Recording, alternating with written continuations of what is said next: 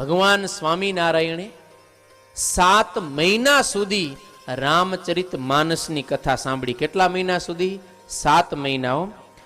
નિર્જલા એકાદશી એટલે કે જેઠ સુદ એકાદશી થી ભગવાન સ્વામિનારાયણે રામચરિત વાલ્મીકી રામાયણનું શ્રવણ કરવાનું ચાલુ કર્યું અને પોષ સુદ એકાદશી સુધી 7 મહિના સુધી ભગવાન સ્વામિનારાયણે પોતાના ભાઈઓને સાથે રાખી હરિસ્તુ તત્ર નિવસન આરસમ રામાયણમ નૃપ ભ્રાતૃભ્યામ સહ શુશ્રુષ તદેક્ષત તદાગમમ.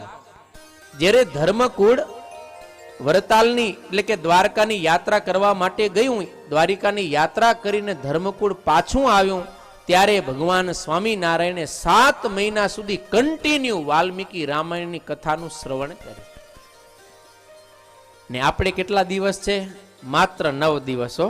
ક્યાં 7 મહિના અને ક્યાં 9 દિવસ? લ્યો.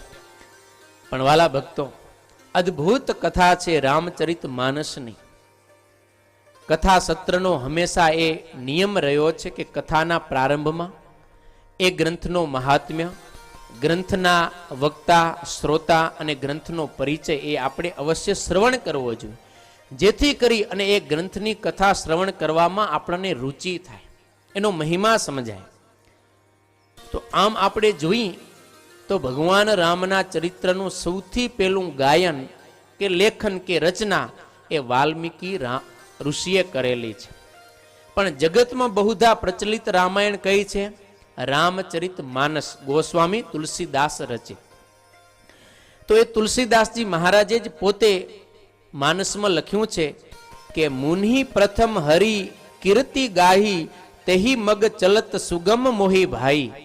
હે ભાઈઓ, હું આજે આ રામચરિત માનસ ગ્રંથની અંદર ભગવાન રામના ચરિત્ર ગાઉં છું.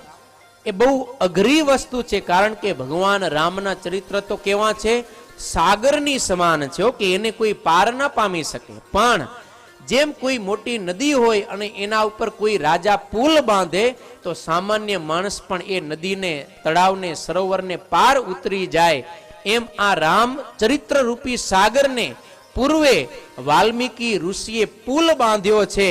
વાલ્મીકી રામાયણ રચીને અને હું તુલસીદાસ એ જ પુલ ઉપર પસાર થઈ અને આ રામચરિત્રના પારને પામું છું. બાકી મારી કોઈ ક્ષમતા નથી કે હું પાર પામી શકું, કારણ કે ભગવાનના ચરિત્ર તો અગાધ છે.